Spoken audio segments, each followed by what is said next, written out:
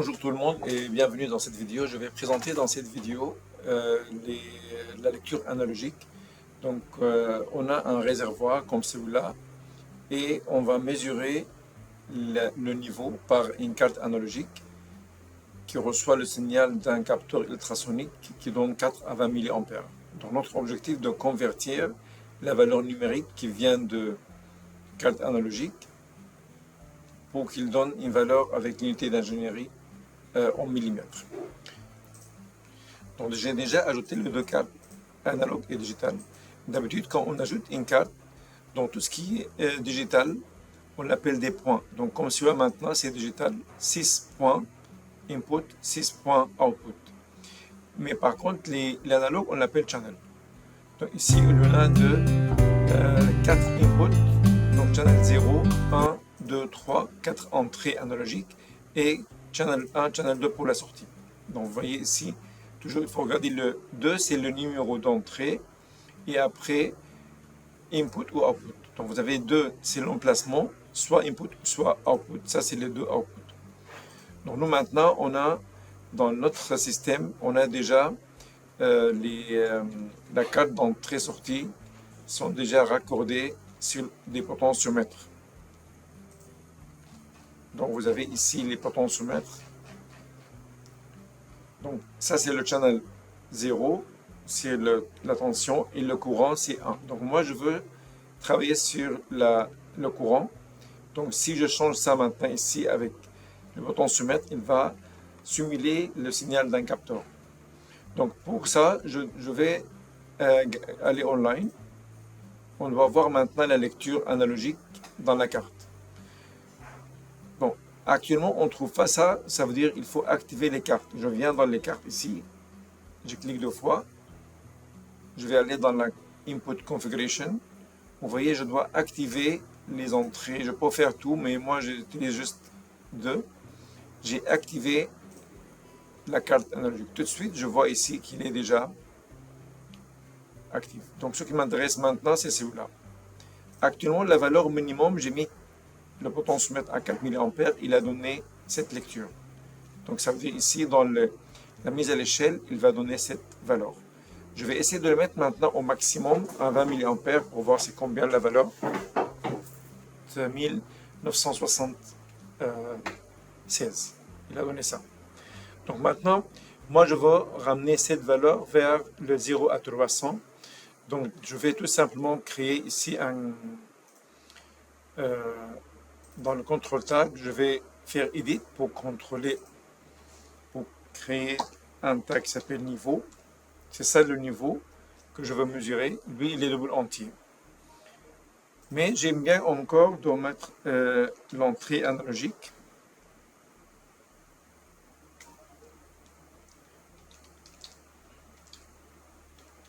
Donc j'ai mis l'entrée analogique. Lui, il faut qu'il soit alias avec l'entrée numéro channel A. Donc channel A, c'est celui-là. Il faut faire attention, il ne faut pas prendre un bit, il faut prendre le mot complète. Ce n'est pas un bit parce que j'ai besoin le mot complète. Voilà.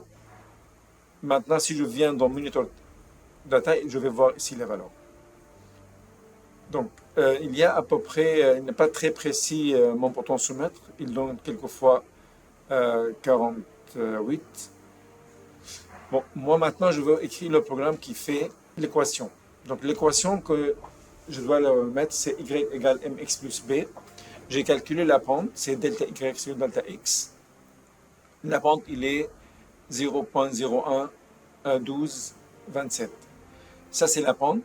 J'ai pris un point qui est le 6528,0 et j'ai remplacé le y par 0 et le x par 6528 et j'ai calculé le b. Finalement, le b, c'est moins 80,1047. Maintenant, la lecture que j'ai, ce que je vais lire sur le x, je peux le convertir sur le y. Pour faire ça, je dois écrire l'équation directement dans une instruction qui s'appelle compute ou cpt. Donc je viens ici dans le mathématique, je pense l'instruction. Ici, ça va être compute math. Je vais trouver cette instruction. La destination, c'est mon niveau. Maintenant, l'expression, c'est l'expression qui est là. Donc, je vais mettre la pente qui est 0, 12, 27, multiplié par la lecture analogique, pour mon entrée analogique. Pour chercher le tag, je peux cliquer ici. Vous avez ici Browser Tag. Je peux chercher ici l'entrée analogique. Moins B, moins, le B c'était combien? Le B c'était moins 80 047. Donc 80,1047. Ça c'est l'expression. Le résultat il va être dans le niveau. Maintenant, parce que je travaille en ligne, il va donner ici le I. Je vais tout simplement juste finaliser. Lui maintenant il va donner le maximum parce que j'ai mis ça au maximum. Donc si maintenant je change le bouton soumettre, je vais changer le bouton soumettre et on va voir ici le résultat qui change.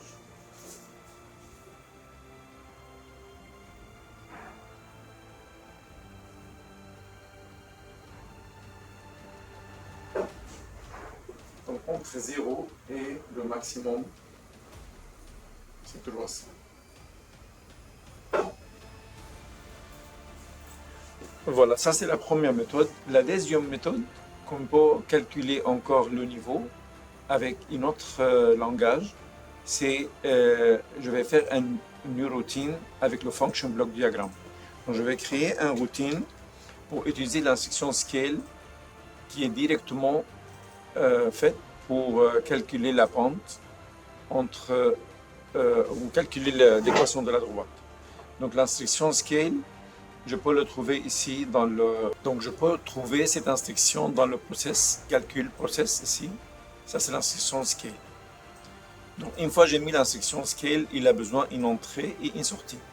Donc mon entrée, ça va être le X. Ça c'est la lecture analogique ou mon entrée analogique. Donc je peux mettre ici un élément d'entrée. Ici ça va être l'entrée analogique que j'ai déjà créée.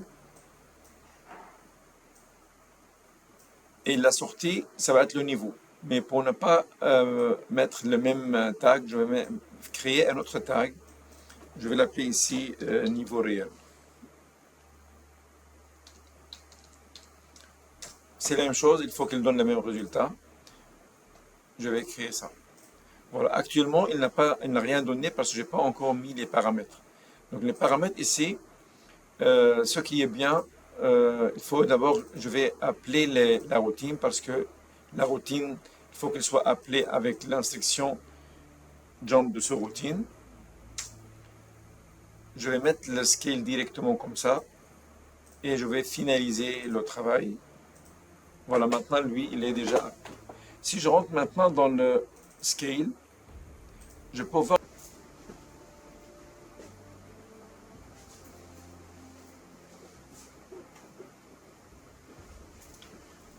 Donc ça c'est maintenant le maximum. Il change un petit peu.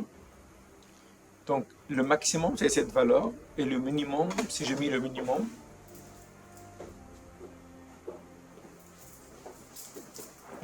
c'est 6528. Maintenant ici dans le in max, ça c'est le maximum scale value of the input. C'est quoi ce que je cherche? Moi je vais le chercher, le mettre entre 0 et 300.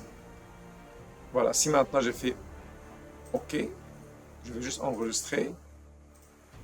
Voilà maintenant le niveau, il est 0 parce que la valeur il est minimum ici. Donc si la valeur il est au minimum, le niveau est 0. Si maintenant je veux simuler le remplissage, je vais le mettre augmenter ça. Et maintenant ça augmente jusqu'à le maximum. Donc jusqu'à le maximum, il faut qu'il donne 300. Il a donné 300 avec beaucoup de précision. Voilà, maintenant dans mon programme, je peux utiliser ça. Si je veux faire la logique, je peux maintenant dire par exemple ici equal. Si je veux utiliser le niveau, si je peux dire le niveau il est supérieur ou égal à 100, greater than equal, supérieur ou égal à 100, je vais activer un capteur qui s'appelle niveau 1 par exemple. Donc celui-là c'est un, je peux mettre ici niveau 1.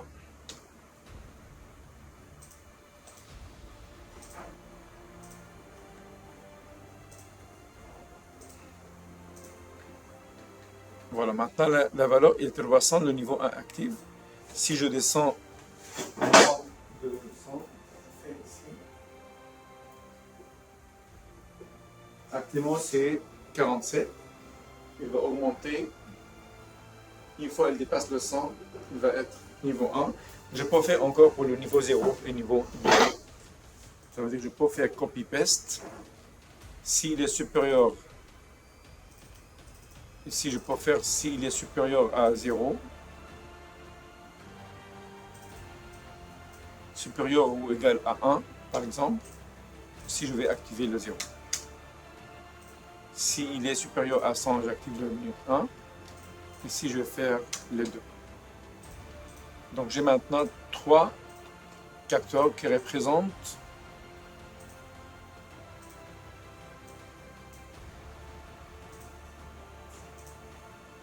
niveau 0, niveau 1. Actuellement, la valeur, c'est 112.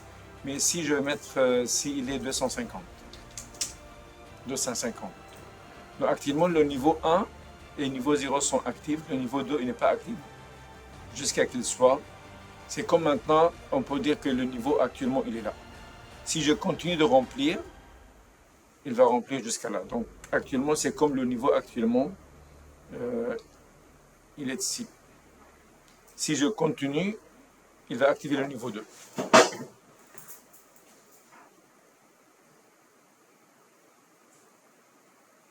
Voilà, ça c'est le niveau 2. Et maintenant, je peux faire les choses que j'ai besoin.